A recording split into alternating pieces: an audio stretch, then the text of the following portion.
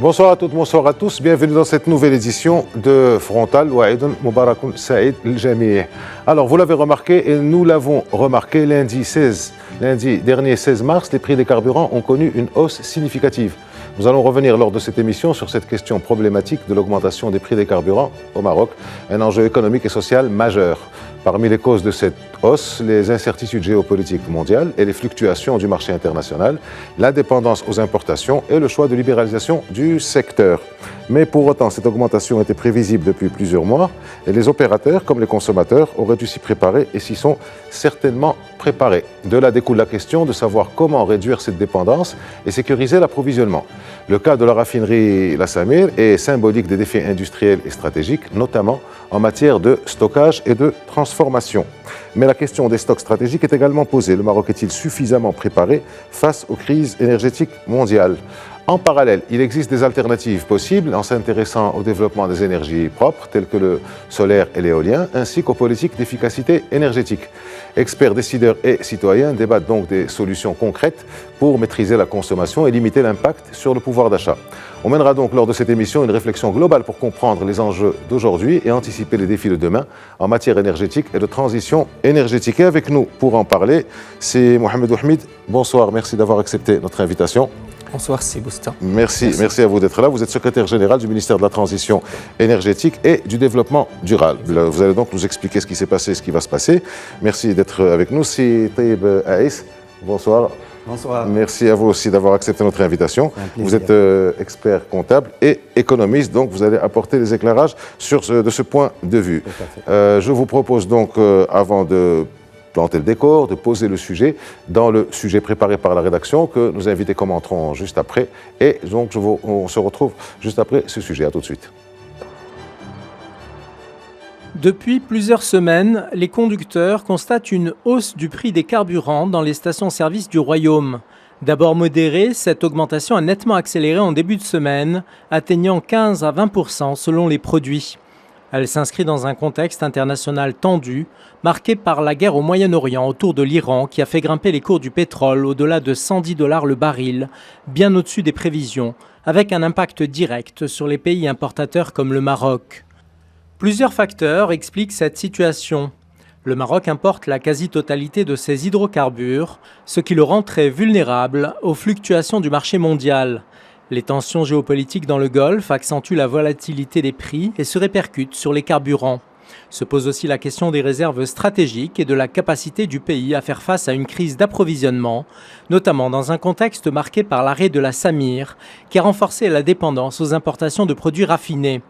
Par ailleurs, le prix à la pompe ne dépend pas uniquement du marché international. Il intègre aussi la fiscalité et les marges des opérateurs depuis la libéralisation du secteur en 2015. Dès lors, quelles solutions pour limiter l'impact sur le pouvoir d'achat et l'économie ? Faut-il agir sur la fiscalité, renforcer les réserves, relancer le raffinage national ou soutenir certains secteurs comme les transporteurs ? Autant de questions auxquelles nous tenterons de répondre dans cette émission. Alors, premier commentaire, c'est Taïb Aïs, je commence par vous. Oui, en fait, effectivement, donc le Maroc est totalement dépendant de ses importations énergétiques. Toute crise au niveau mondial impacte directement donc le Maroc et les répercussions donc se voient directement sur la pompe et le citoyen voit directement donc la pompe effectivement. Donc il y a un certain nombre de problématiques que nous allons passer en revue durant cette émission qui concernent notamment donc le raffinage, la problématique de la Samir qui est très très importante, la structuration des prix également du prix du pétrole qui est également important, qui va impacter directement le prix du détail et qui va donc toucher le citoyen. Donc c'est un certain nombre de problématiques que nous allons passer en revue et je pense qu'il y a un résumé qui a déjà été donné lors de ce reportage. Le résumé a été donné par le reportage, par le sujet, et le sommaire a été donné par votre intervention. C'est Ouhmid. Merci. Si Boustin, je voudrais tout d'abord vous remercier de nous avoir invités à ce plateau sur et je vous remercie d'avoir donné suite, parce qu'en général, ce n'est pas toujours le cas pour les officiels chez nous. En tout cas, pour nous, c'est une opportunité parce que c'est un sujet sur lequel nous travaillons depuis quelques mois. et qui s'inscrit au cœur de notre mission, c'est d'assurer justement la sécurité d'approvisionnement de notre pays en tout produit énergétique dans les meilleures conditions de coût et de qualité. Je voudrais également profiter de l'occasion pour présenter mes meilleurs vœux à tous les téléspectateurs, à tous les citoyens marocains à l'occasion de l'Eid Saghir. Je pense qu'effectivement, il a été souligné, on est dans un contexte tendu sur le plan géopolitique, dans une région c'est-à-dire qui produit, qui exporte des produits énergétiques avec des décisions qui ont été prises, notamment l'arrêt d'un couloir dans lequel transite presque un cinquième du commerce international. Donc c'est évident qu'il aurait un impact, non pas seulement sur le Maroc, mais sur l'ensemble des pays, surtout ceux qui importent la totalité de leurs besoins, comme c'est le cas dans notre pays. Très bien. Alors, quelles sont Taïeb, je reviens à vous, c'est Aïs, quelles sont les principales raisons qui sont à l'origine de l'augmentation des prix des carburants ces dernières années, et pas uniquement aujourd'hui. Aujourd'hui, on sait que c'est la guerre au Moyen-Orient, mais quelles sont les principales raisons qui impactent le prix? Est-ce qu'on est aussi dépendant du Moyen-Orient, sachant que 20-25%, on passe par le détroit d'Ormuz? Évidemment, nous sommes dépendants de l'ensemble en fait, des pays ou des régions qui ont un impact plus direct ou indirect sur le pétrole, notamment au Golfe, qui a fait effectivement flamber donc, les prix du pétrole au niveau mondial. Ça ne concerne pas uniquement le Maroc. Nous avons vu aussi en 2022, avec l'agression contre l'Ukraine, qui a aussi fait flamber donc, les prix du pétrole, mais pas que le pétrole, en fait, les prix du pétrole, du céréales, etc. Un certain nombre donc, d'inflation qui a déjà d'ailleurs été importée au Maroc. Et donc cette agression contre l'Iran va évidemment encore avoir des répercussions directes sur l'économie nationale à plusieurs niveaux. Au niveau énergétique d'abord, au niveau de la logistique, à tous les niveaux. Vous savez, en fait, c'est une cascade qui va impacter finalement les différentes chaînes d'approvisionnement et de valeur qui vont, in fine, impacter le citoyen marocain. Donc, effectivement, c'est quelque chose qui va toucher directement le portefeuille du citoyen marocain, qui va toucher le pouvoir d'achat des Marocains qui a déjà souffert durant ces 4 dernières années.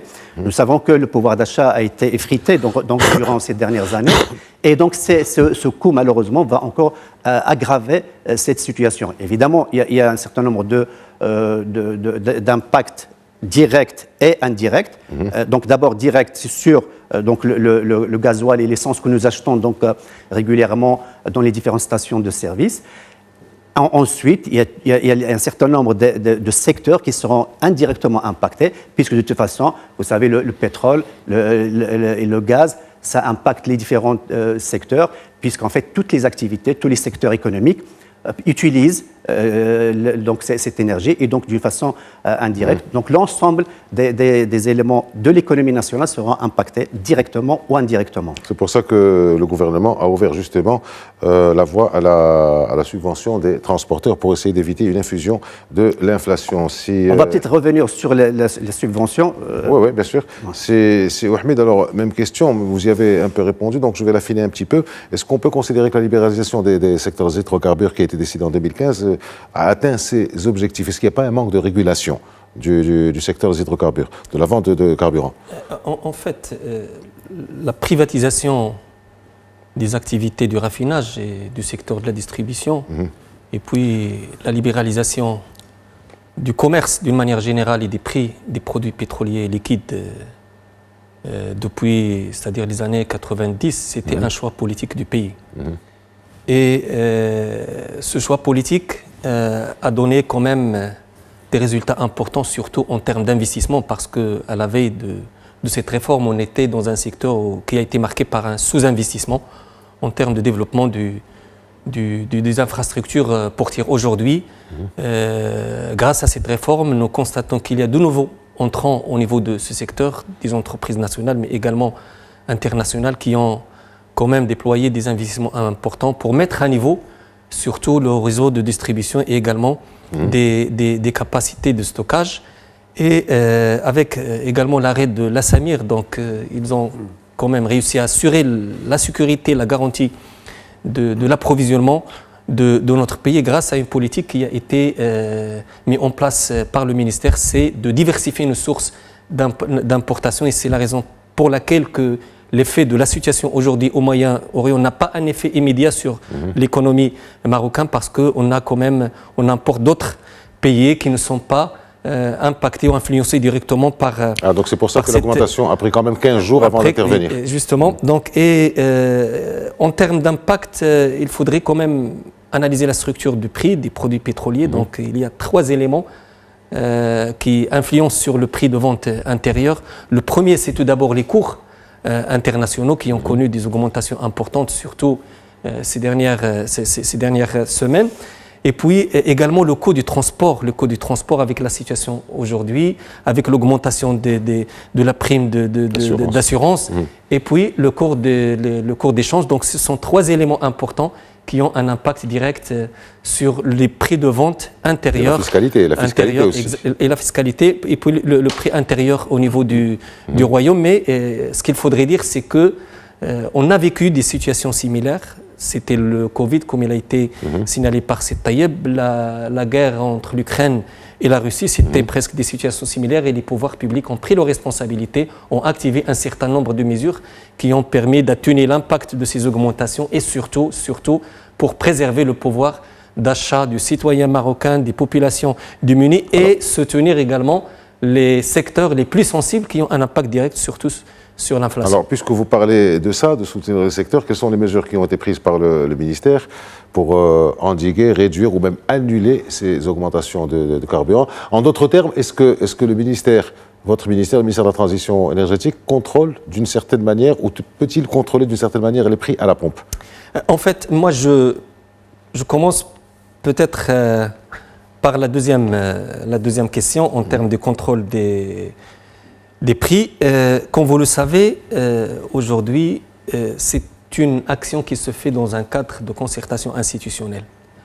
Le ministère, il n'est pas responsable directement des prix des produits pétroliers, mais il a le Conseil de la concurrence qui veille, qui assure quand même une appréciation du marché, une appréciation des pratiques mises en œuvre par l'ensemble des intervenants pour éviter toute situation d'entente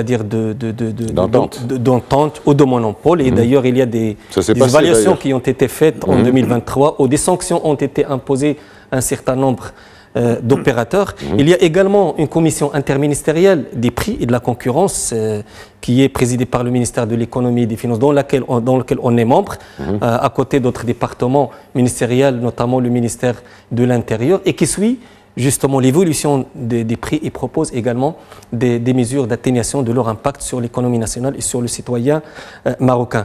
Le ministère joue un rôle très important, surtout en termes de simulation des prix par rapport aux cours internationaux, en se basant sur la structure des prix qui a été adoptée avant la libéralisation du prix. Il est communiqué régulièrement au Conseil de la concurrence, au ministère de l'Intérieur, à toutes les institutions publiques. Qui se base sur ça pour voir si les prix appliqués sont s'il y a une évolution rationnelle ou pas. Logique, si les prix internes sont la même tendance que les cours. Donc vous n'avez pas la main en fait sur les prix, mais est-ce que vous avez un contrôle sur les compagnies? C'est-à-dire à partir du moment où il y a entente, ça reste le Conseil de la concurrence, c'est pas à votre niveau, ou je me trompe?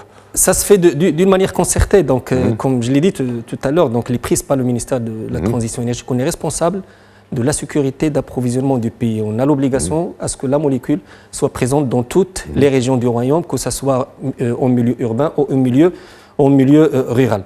Je reviens à la première partie de votre question parce que c'est très importante pour nous. Justement, il faudrait également signaler que cette situation actuelle, elle a succédé à une période très importante qui a été marquée par des conditions météorologiques qui n'étaient pas favorables à notre approvisionnement, notamment énergétique. Donc c'est une période qui a duré pour la première fois presque 3 mois. Il y avait des périodes de consignation portière. Il y avait eu des craintes de pénurie pendant les grandes pluies, les grandes précipitations. Justement, le ministère de la Transition énergétique il a mis en place un certain nombre de mesures en concertation avec toutes les parties prenantes. Tout d'abord, c'est la mobilisation de tous les acteurs pour qu'il y ait une mutualisation pour garantir l'approvisionnement en tout produit énergétique. La deuxième, c'est la coordination avec les départements ministériels, notamment les autorités portières, pour définir les priorités, pour garantir le déchargement en priorité c'est-à-dire des produits énergétiques, et, notamment avec les autorités locales à travers le ministère de l'Intérieur. Et on avait mis une cellule de veille au niveau du ministère pour assurer le suivi régulier de la disponibilité des produits pétroliers, de déchargement également des navires pétroliers en se basant sur nos services extérieurs. Un autre élément qui est très important, c'est que on fait le point régulièrement avec l'ensemble des opérateurs sur leur programme d'importation et on essaie d'anticiper s'il y a des risques potentiels qui risquent de perturber, c'est-à-dire la chaîne d'approvisionnement. La chaîne d'approvisionnement depuis les ports de chargement jusqu'au déchargement, jusqu'à la distribution au niveau la distribution au niveau des points de vente. Alors, puisqu'on parle de ça, c'est Aïs, quel secteur économique, justement, vous vouliez en parler tout à l'heure, je vous en donne l'occasion, quels secteurs économiques sont touchés par cette augmentation des carburants? Quels sont les leviers, les mécanismes, les instruments dont dispose l'État pour compenser efficacement les populations vulnérables, c'est-à-dire pratiquement toutes les populations, parce que quand on paye 2-3 dirhams de plus le carburant, c'est tout le monde qui est impacté. C'est quoi les instruments? Peut-être la fiscalité. Wahmid n'a pas été très... C'est pas son département, c'est un autre département, mais vous, ça se rapproche du vôtre, justement. Oui, alors en fait, cette crise touche effectivement l'ensemble des citoyens, puisqu'en fait tout le monde utilise directement ou indirectement le pétrole, et donc ça touche le transport en priorité, ça touche la logistique, ça touche les différentes industries, puisque toutes les industries utilisent directement ou indirectement donc le pétrole ou ses dérivés. Et donc, ça touche, en quelque sorte, ça touche l'ensemble des secteurs économiques. Évidemment, ça va impacter la poche du citoyen, ça va impacter donc le pouvoir d'achat. Et donc, il y a un certain nombre de mesures qui pourraient être prises par le gouvernement, notamment déjà au niveau de la structuration. Si on voit la structuration des prix, on voit qu'il y a trois grandes composantes en fait de ce prix. Le premier, c'est le prix de la marchandise, donc le prix d'achat de cette marchandise. Le deuxième, c'est la fiscalité. Donc il y a une part très très importante de la fiscalité qui va jusqu'à 35, jusqu'à même 40% parfois. Du prix à la pompe. Du prix à la pompe. Et il y a aussi la marge des sociétés, des compagnies, qui va jusqu'à 15%. Et puis il y a la petite marge des détaillants qui tourne en général autour de 4 à 5%. Donc si on veut vraiment réduire l'impact direct sur le citoyen, nous avons des leviers effectivement directs. On peut réduire déjà la taxe, la TIC, la taxe intérieure donc, de consommation. On peut la réduire parce qu'en fait, déjà, il faut réformer en fait ces taxes parce qu'en fait, c'est une taxe fixe qui touche en fait c'est l'hectolitre. Donc, il touche la quantité. Donc, même si on augmente le prix, donc, il est toujours là. Et donc, si on la réduit, ça va impacter directement le citoyen. Le prix, en fait, si vous voulez, c'est de l'ordre de pratiquement 3 dirhams, rien que la TIC, plus la TVA de 20%. Donc là, vous voyez que déjà, à ce niveau-là, on peut réduire un petit chouïa. Donc ça veut dire que quand il y a une augmentation des prix du carburant, c'est quelque part une aubaine pour les ressources de l'État. Évidemment. Et donc l'État ne voudra pas baisser ses ressources. Évidemment, pour l'État. C'est là où il devra réagir comme État, c'est-à-dire protecteur des populations. Exactement. Donc déjà là, on peut agir à ce niveau-là. Donc l'État devrait réduire en fait cette taxe à la consommation. Et donc là, c'est le premier levier. Le deuxième, c'est les marges des compagnies. Les marges des compagnies également sont importantes, c'est à peu près 1,5 dirham le litre, sur le litre. Donc là, on peut déjà réduire, on peut la ramener à 50 centimes. Donc 50 centimes, déjà les compagnies gagnent et les citoyens vont gagner pratiquement 1 dirham. D'accord ? Donc là, on peut facilement alléger la charge sur le citoyen rien qu'en jouant sur ces deux facteurs. D'accord ? La fiscalité et la marge. Est-ce qu'il n'y a pas des abus de la part des compagnies parfois ? comme ça a été fait, ça a été entériné par le Conseil de la concurrence. Mais bien sûr, en fait, justement, le problème, c'est que nous sommes dans une situation de l'oligopole. D'accord? Donc nous avons, je pense, 32 compagnies, mais il y en a 3 qui ont 70% du marché. D'accord? Donc 3 qui contrôlent 70% du marché. Et donc, du coup, il y a toujours une possibilité d'entente. Parce que vous savez que nous avons au Maroc une loi de la concurrence, donc sur la concurrence, qui interdit un certain nombre de choses, entre lesquelles il y a l'entente. L'entente, c'est interdit entre les acteurs économiques, l'entente, le zoning, etc. Mais c'est très difficile à détecter, en fait, à contrôler cette entente. C'est pour cela, d'ailleurs, qu'une fois qu'on a libéralisé, en 2015, comme vous l'avez souligné, il fallait en fait mettre en place un organisme important de régulation. Nous avons le Conseil de concurrence.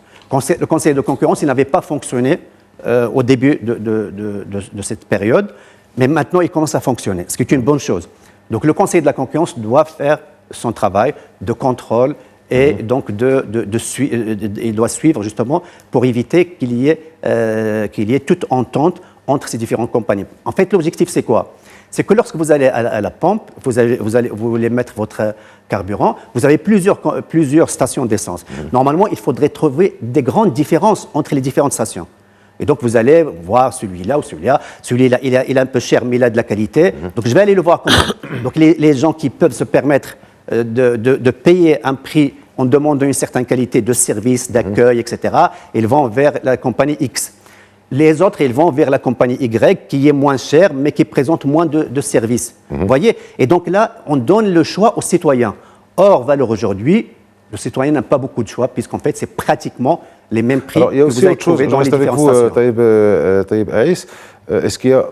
Bon, je crois que c'est la loi 104/12, c'est la loi sur les prix, et l'article 4 de mémoire, qui permet à l'État de bloquer, de fixer, de figer les prix pour une période prorogeable une fois de 6 mois, c'est-à-dire il peut y aller jusqu'à 1 an. Est-ce que c'est aussi un levier dont dispose l'État? Oui, c'est un levier, mais c'est un peu compliqué parce que si on est parti dans le libéralisme, ça sera difficile de revenir sur ce libéralisme. Ça reste du libéralisme, mais ça reste aussi le rôle de l'État, qui est le rôle de protéger sa population. Et s'il a fait cette loi, quand il a fait cette loi en 2012-2013, on était déjà un pays libéral. C'est vrai. Mais déjà, le fait de réduire la marge des compagnies, c'est déjà une bonne chose. Ils vont toujours gagner de l'argent, mais ils vont gagner moins. Et le citoyen va perdre moins. Donc ce sera un manque à gagner pour la compagnie, mais ce sera dans une amélioration du pouvoir d'achat du citoyen marocain. Je pense en fait qu'il va falloir faire un équilibre entre l'objectif des compagnies qui est de réaliser un maximum de profit, donc maximiser le profit, et aussi maintenir quand même une paix sociale avec donc les impacts sur le citoyen marocain, sur les couches moyennes marocaines et les couches pauvres marocaines, pour lesquelles nous devons en fait maintenir un pouvoir d'achat quand même décent. Donc l'État peut avoir... Il peut agir à ce niveau-là. Il peut intervenir là-dessus. Il y a aussi d'autres instruments, par exemple la fameuse... On en a parlé un moment pendant la phase 2023-2024 sur la loi sur les super-profits, etc., des taxes qui soient temporaires. Oui, ben justement, en fait, les super-profits, exactement, c'est une autre problématique. Parce que le Marocain, il aimerait bien voir un effort de la part de l'État, un effort de la part des compagnies, et lui aussi, il fait un effort, enfin, je pense. Exactement, c'est ce qui est demandé. Et là, les super-profits, effectivement, même en Europe, on en a parlé. Ils ont d'ailleurs taxé les super-profits en Europe. En Espagne, au Royaume-Uni, en Italie, en Grèce. Et d'ailleurs, hier le gouvernement allemand a demandé aux compagnies de ne pas augmenter les prix de pétrole, puisqu'avec cette augmentation. Mais effectivement, ces super-profits, effectivement, peuvent être discutés et peuvent être taxés par la suite par l'État pour récupérer une partie donc, de ces super profits. Alors, encore une autre question sur le sujet avec vous, c'est Mohamed Ouahmid. Est-ce que le pays dispose d'infrastructures suffisantes pour le stockage et le raffinage? Je pense qu'il y a une loi qui s'appelle la loi 971 qui avait prévu ça il y a longtemps déjà, ça fait plus de 50 ans. Mais est-ce qu'elle est suffisamment respectée, cette loi? En fait... Pour les infrastructures de stockage, ce que je voudrais dire, c'est que ces 4 dernières années, il y a un effort important qui a été fait. les capacités de stockage du gaz butane ont été augmentées de 43%. Donc c'est un effort colossal donc, pour augmenter ces capacités de 43% via la mise en place d'une nouvelle cavité de stockage au niveau de la SOMAS, de la Société marocaine de stockage. Il y avait également une augmentation des capacités de gaz butane de 25%. Ce sont les deux produits qui ont, c'est-à-dire une certaine sensibilité par rapport aux consommateurs, par rapport à l'économie nationale. Ils représentent d'ailleurs 75%, les 3/4 de notre consommation. Et nous avons également demandé à tous les opérateurs de nous communiquer leur plan d'investissement pour les 5 prochaines années en termes de développement de capacité de stockage pour nous permettre d'apprécier justement ce que notre planification nous permettra de disposer des infrastructures suffisantes qui devraient être au moins au même, c'est-à-dire au niveau réglementaire exigé aujourd'hui. Alors, c'est Taïb Aïs. Bon, les stocks sont à peu près de 25 à 30 jours. La fameuse loi 971 dit qu'ils doivent être à 60 jours, donc ce n'est pas respecté. Quelle politique doit être faite normalement pour renforcer les réserves, ou au moins pour conduire ceux qui doivent les respecter à les respecter, les mesures de la loi? Oui, en fait, là, c'est une sérieuse problématique que vous posez, c'est Aziz, parce qu'effectivement, là, l'État a délégué aux sociétés privées un stock stratégique vital pour le pays. Vous savez, le pétrole, c'est quand même vital pour le pays. Par exemple, nous avons, pour les céréales, nous avons des obligations de stocker jusqu'à 2 mois également de céréales. Il y a oui, on le respecte. Généralement, on le respecte. Pour le pétrole, effectivement, nous avons effectivement une obligation de stocker 2 mois, c'est-à-dire 60 jours. Or, valeur aujourd'hui, nous avons à peu près 25 à 30 jours de stockage. La Samir, elle seule, peut stocker jusqu'à 80 jours. La Samir, on arrive à la Samir, justement. Si on utilise juste, sans même faire fonctionner la Samir, si on utilise juste les capacités de la Samir, on peut arriver à 80 jours de stockage. Et donc, le stockage, en fait, c'est quoi l'importance de ce stock de sécurité? Si jamais, l'agression contre l'Iran se poursuit encore davantage au-delà d'1 mois, on risque d'avoir des problèmes. Pourquoi? Parce que s'il y a un blocage à ce niveau-là, donc on perd 25 à 30% de l'approvisionnement mondial. Donc du coup, ça va impacter l'ensemble de la population mondiale. Nous avons déjà vu en Thaïlande actuellement, ils ont des pénuries. Actuellement en Thaïlande, en Sri Lanka, etc., ils ont des pénuries de carburant. Donc c'est très important. Et c'est quelque chose de très très sérieux qui peut arriver très rapidement. Vous savez, 30 jours, c'est très peu. Déjà, 60 jours, ça va. Mais 80 jours, c'est encore mieux. Donc il va falloir sérieusement travailler sur cela. Je pense qu'on ne va pas y arriver, Inch'Allah, au Maroc, il n'y aura pas de problème. Mais il faut faire quand même attention pour ne pas justement, pour renforcer en fait ces capacités de stockage, pour renforcer en fait cette souveraineté énergétique du pays, parce que c'est vital pour nous. Et donc, il va falloir activer cette loi pour justement obliger les sociétés, les compagnies à stocker 60 jours. Ça, c'est très important parce qu'en fait, c'est un effort national que ces compagnies doivent faire. Et d'autre part, il va falloir activer les capacités de stockage de la Samir qui sont quand même de 80 jours. Donc, ça me permet de passer à l'autre question avec vous, la question qui fâche. La question qui fait tâche, je ne sais pas comment on peut dire ça, sur l'option de la relance de la Samir. Pour vous, c'est une option viable, et d'après ce que vous dites, c'est une option même incontournable. En fait, vous savez... Parce qu'il y a 2 écoles là-dessus. Il y a ceux qui sont pour et ceux qui sont contre. On verra ce que si Wahmid va dire sur la question. Pour vous. Vous savez, déjà sur la zone MENA, c'est-à-dire l'Afrique du Nord et le Moyen-Orient, nous sommes pratiquement le seul pays qui n'a pas de raffinerie, ce qui est quand même dangereux. Et le fait d'avoir une raffinerie, ça a énormément d'avantages. Le premier, c'est un pare-choc contre ces risques. Parce qu'en fait, on achète du pétrole brut qu'on va traiter au Maroc. Donc déjà, nous créons de la valeur au Maroc. Au lieu de la créer à l'étranger, on la crée au Maroc. Nous allons faire travailler des milliers de personnes à la Samir directement et indirectement. Et donc, si on travaille avec la Samir, si on relance la Samir, ce qui est tout à fait faisable, on va donc recruter, on crée de la main-d'œuvre au niveau de la direct et indirect, au niveau de la Samir, mais également au niveau de Mohammedia et toute la région. Oui.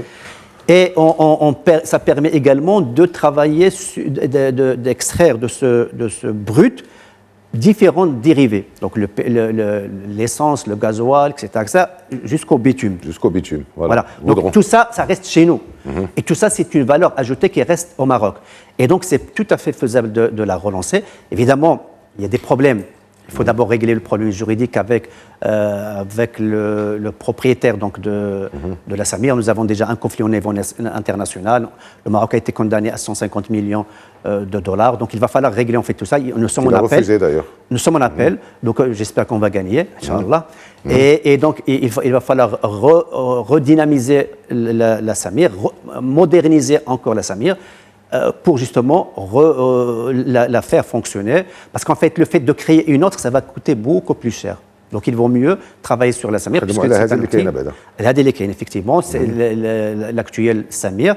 Et investir, donc renouveler en fait le matériel, etc. Le matériel il marche déjà. Donc le matériel actuellement, il est toujours. Depuis 2015, je crois qu'il va. Non, mais il marche toujours. Il est toujours entretenu. Il y a un bon entretien. Ça se fait dans de bonnes conditions. Donc il n'y a pas de souci à ce niveau-là. Donc il n'y a pas de souci à ce niveau-là. Il y a un entretien qui est fait depuis toujours. Par contre, il va falloir évidemment moderniser un peu, revoir un certain nombre au niveau technologique, etc. Bon, c'est un investissement supplémentaire, complémentaire, additionnel qu'il va falloir faire, mais c'est parfaitement jouable et je pense qu'on pourrait le faire. Et puis l'État peut aussi nationaliser la Samir, puisqu'en fait, le grand problème en fait, de la Samir, c'est qu'il y a une dette de l'État. On peut transformer cette dette... Pour force majeure ou pour raison stratégique Non, on peut transformer la dette de l'État en capital, en equity. Et donc, du coup, l'État peut prendre le contrôle de la Samir, ce qui est encore mieux. Ceux qui disent non, il y a l'école qui dit non, elle est peut-être moins importante que celles qui disent oui, c'est-à-dire ouvrir la Samir, c'est le coût. C'est justement la modernisation du matériel. Mais en fait, effectivement, le coût, c'est un problème, mais le coût de l'absence de la Samir est plus important.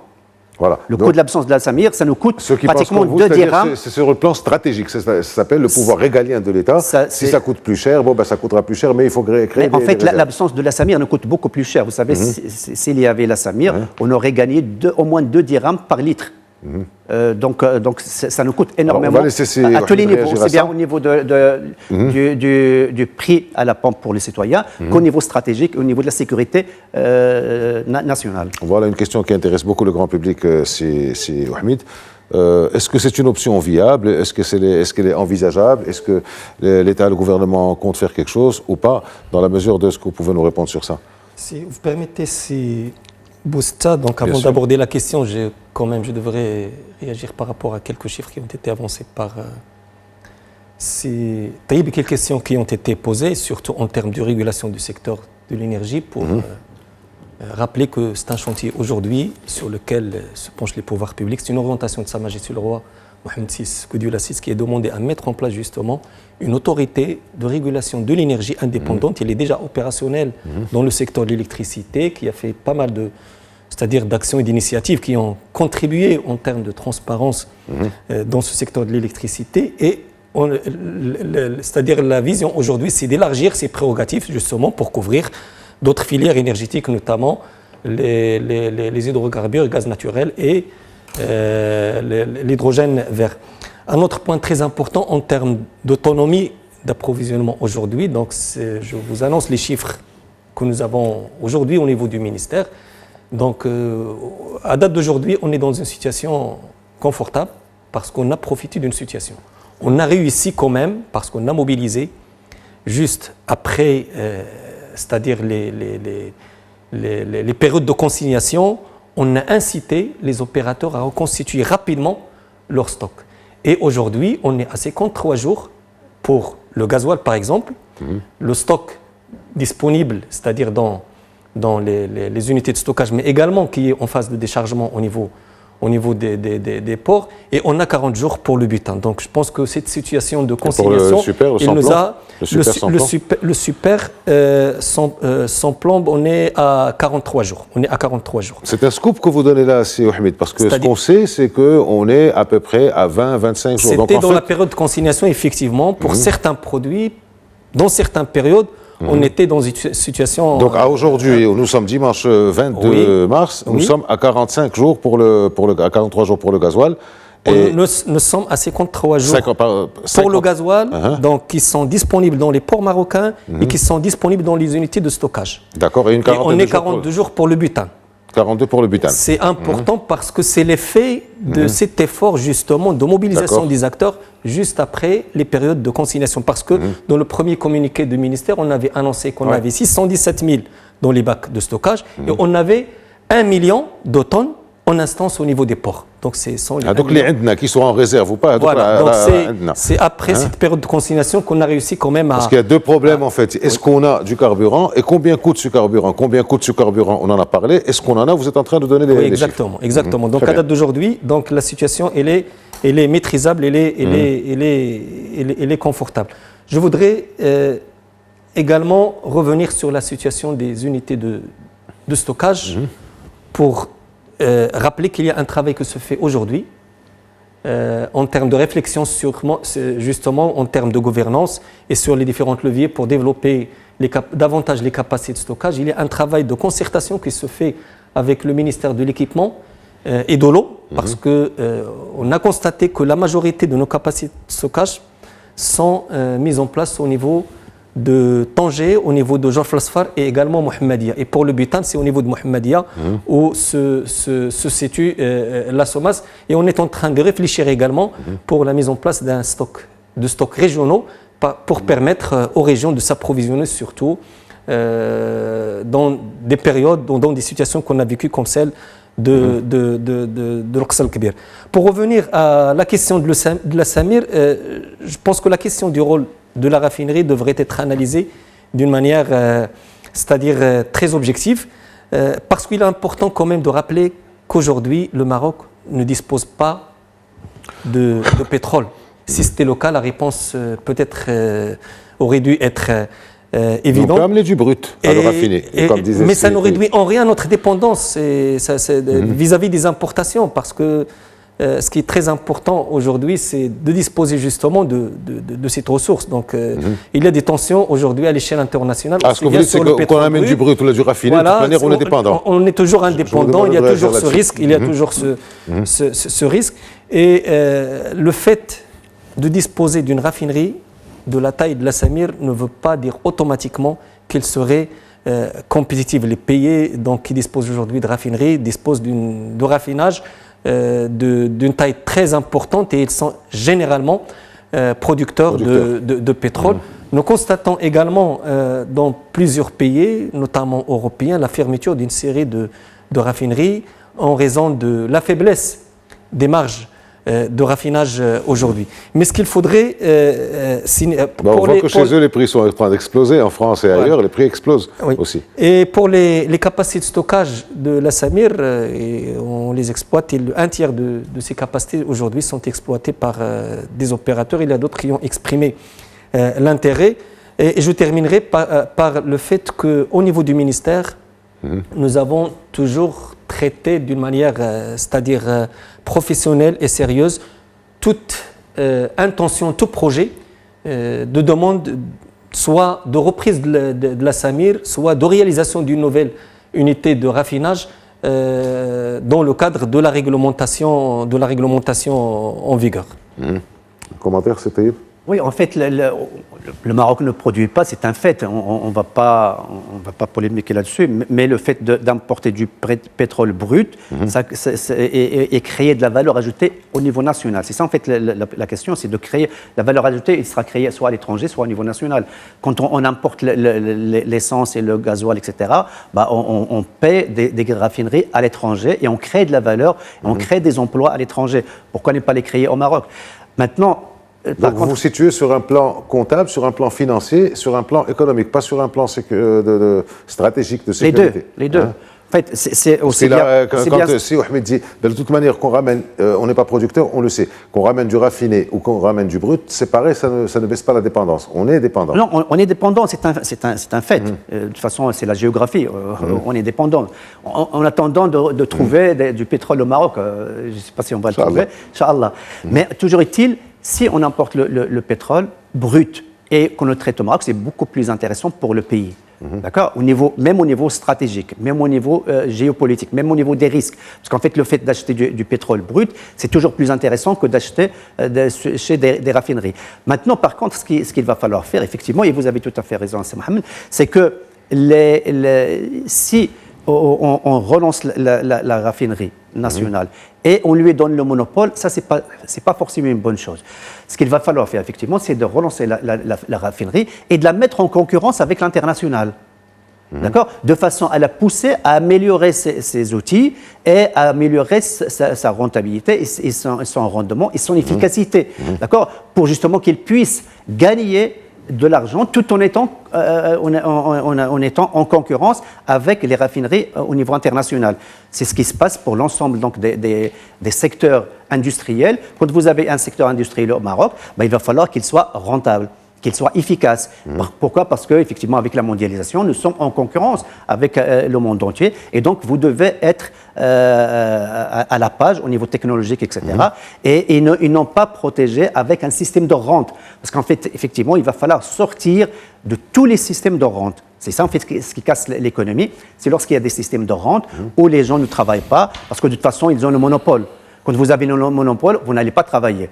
D'accord ? De toute façon, on était obligé d'acheter. On parlait de la rente des compagnies pétrolières, mais dans le monde entier, elles sont oligopolistiques. Non, je parle de la raffinerie. En fait, parce qu'en fait, la tendance, c'est de dire on relance la raffinerie ou on lui donne le monopole. Ça aussi, c'est dangereux. Donc, il va falloir la mettre justement en concurrence mondiale pour justement la pousser à l'excellence. C'est ça, en fait, notre objectif, c'est de pousser nos institutions, nos compagnies à être excellentes au niveau marocain, mais aussi au niveau international, pour qu'ils soient au niveau, justement, avec des normes internationales. Pourquoi ? Parce que le citoyen marocain mérite d'être traité avec les meilleures normes au niveau international, avec les best practices au niveau international. Alors, on arrive à la fin de l'émission, il nous reste à peu près 7-8 minutes. On va s'écarter un peu du sujet des carburants, tout en y restant avec vous, c'est Ahmed. Sur les énergies renouvelables, est-ce qu'on peut considérer qu'elles réduisent la dépendance aux carburants fossiles ? Et en parlant de ça, on en est où sur le solaire et l'éolien ? Toutes les énergies renouvelables, marines aussi, par exemple. Succinctement, comme ça, on laisse. Il reste 8 minutes, ne me dites pas que c'est passé vite. Très bien. Donc, pour ce qui est des énergies renouvelables, je voudrais juste rappeler que c'est une vision de Sa Majesté le Roi Mohamed VI Dieu l'assiste qui a posé les fondements de ce nouveau modèle énergétique depuis 2009. Et aujourd'hui, effectivement, nous avons réalisé des avancées très importantes. 46% de notre capacité installée aujourd'hui, elle est de sources renouvelables. 52 en 2030. 52% en 2030. Les 52 seront atteints bien avant 2030. Et ces capacités renouvelables aujourd'hui contribuent à satisfaire environ 24% de notre consommation en énergie électrique. Le solaire représente 1063 et l'éolien, il représente 2450 mégawatts à date d'aujourd'hui. Ce qui est très important, c'est que conformément aux hautes instructions royales, la cadence de développement des énergies renouvelables sera accélérée dans les années à venir. Nous allons multiplier nos investissements dans le domaine des énergies renouvelables par 4 pour les 4, c'est-à-dire pour la période 2025-2030. Nous allons également multiplier par 5 les investissements dans le réseau électrique parce que c'est un élément important pour permettre une intégration massive des énergies renouvelables dans notre système électrique. Et il faudrait également saluer l'effort qui a été fait, surtout en termes de refonte, de modernisation du cadre législatif et réglementaire régissant les énergies renouvelables qui offrent aujourd'hui des opportunités énormes pour les opérateurs privés, nationaux et internationaux, mais également pour le citoyen marocain, parce que le 9 mars courant, le décret sur l'autoproduction a été publié, donc c'est une opportunité pour les industriels, pour les acteurs économiques, pour les citoyens marocains de se doter également de leur propre unités de production d'énergie pour produire soit la totalité, soit une partie de leurs besoins. Et comment on peut accélérer l'accès au gaz naturel?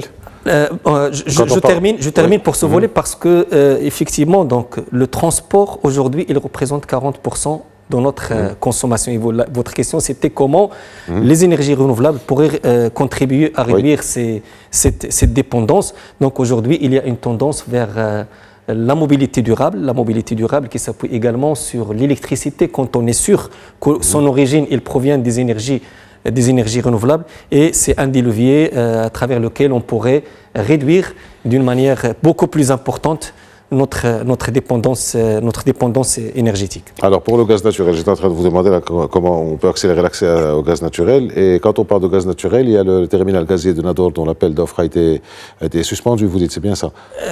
En fait, le gaz naturel, c'est important parce que c'est une source de transition énergétique, qu'on a l'obligation d'avoir du gaz naturel pour, justement pour accompagner cette montée en puissance des énergies renouvelables. Il y a plusieurs initiatives qui ont été prises depuis quelques années, mais suite à la fermeture du gazoduc Maroc-Europe, nous avons accéléré justement le processus d'aboutissement d'une vision claire pour le développement du gaz naturel. On a aujourd'hui un programme intégré pour le développement des infrastructures portières allant de Nador Westmed, qui a fait l'objet d'une réunion présidée par Sa Majesté le Roi Mohamed VI, que Dieu l'assiste, dernièrement, et dans lequel il y aura, c'est-à-dire la composante énergétique a été mise en exergue. Il y a également un programme pour le développement de gazoducs pour relier Nador Westmed aux zones industrielles, surtout Mohammedia, mais également donc on peut considérer que le fameux terminal gazier va être remis, enfin l'appel d'offres va être relancé incessamment dans quelques semaines. En fait, ce qui a été fait, c'est que des appels à manifestation d'intérêt ont été lancés, un appel à concurrence, et c'était dans l'objectif justement de sonder le marché, d'apprécier l'intérêt des opérateurs nationaux et internationaux par rapport à ce projet d'envergure. Et le retour que nous avons à travers ces deux actions, c'est que on a un intérêt très important. Il y a plusieurs dizaines d'opérateurs qui ont manifesté justement l'intérêt pour contribuer au développement de cette infrastructure qui aura un grand impact sur la sécurité, sur la souveraineté énergétique du royaume, surtout qu'on a des installations, des unités de production d'énergie électrique programmées incessamment, et il y a une demande très importante des industriels pour justement décarboner leur processus et leur production. Alors sur un plan purement économique, Taïb Aïs, comment on peut transformer toutes ces ambitions énergétiques en projets concrets, créateurs d'emplois, en projets d'infrastructures? Ça va faire chier en création de richesses.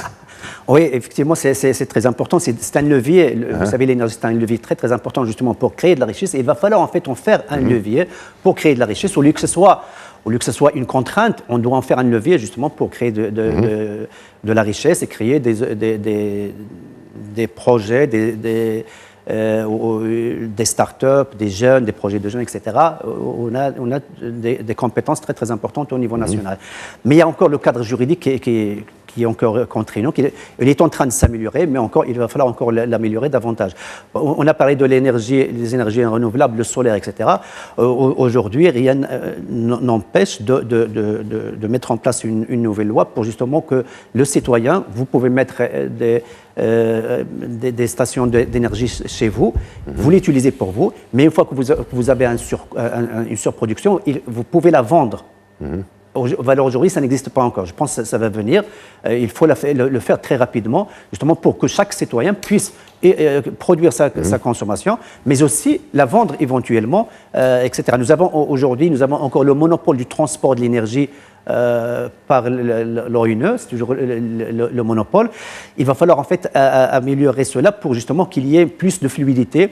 Vous pouvez produire de l'énergie dans une ville et l'utiliser dans une autre région, etc. Donc là, en fait, c'est sûr, il y a un certain nombre d'améliorations, mais il va falloir juste accélérer en fait cette tendance pour permettre justement de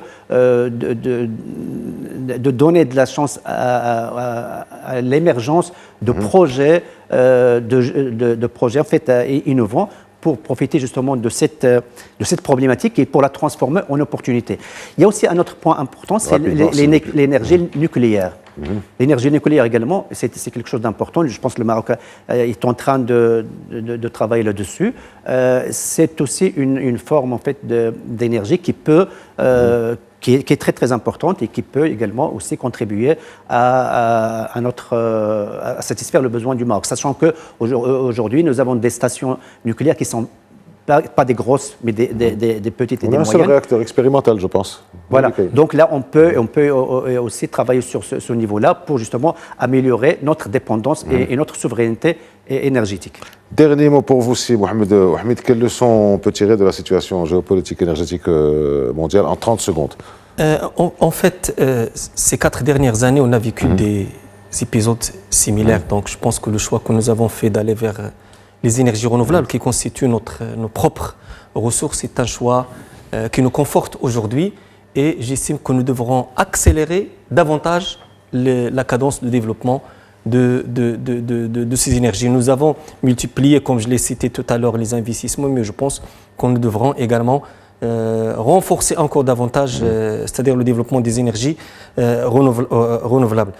Un autre point important, c'est qu'il y a un certain nombre de réformes également qui sont en cours, qu'on est en train de boucler. Donc, tous les éléments qui ont été avancés par cette Taïeb sont pris aujourd'hui par le cadre législatif et réglementaire qui est mis en place. Mais il y a une refonte institutionnelle qui a été initiée, notamment de l'Office national de l'électricité, de l'ONIM également, de l'Agence marocaine de l'efficacité énergétique. Et ces réformes-là devront être accélérées parce qu'ils vont contribuer à renforcer la gouvernance, à améliorer la gouvernance du secteur, mais également à éviter tout, c'est-à-dire chevauchement. Un dernier élément, c'est très important, c'est l'efficacité énergétique parce que c'est un levier que nous avons actionné, surtout lors de la période, lors du début de la guerre entre l'Ukraine et la Russie. Nous avons mis en place une opération de bonus pour les citoyens qui a confirmé sa pertinence et elle a permis pendant 2 mois d'économiser l'équivalent de la consommation d'une ville moyenne comme Kness pendant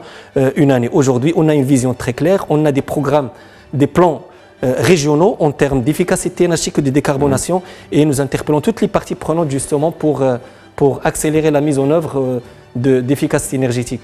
Un dernier mot, c'est également... Vous avez aussi l'efficacité de la régie qui lâche la musique, donc ça veut dire que c'est fini là. Le fonds de développement énergétique, c'est un levier également important pour justement accompagner la recherche et développement parce que c'est un levier important pour nous permettre de s'approprier une partie des technologies.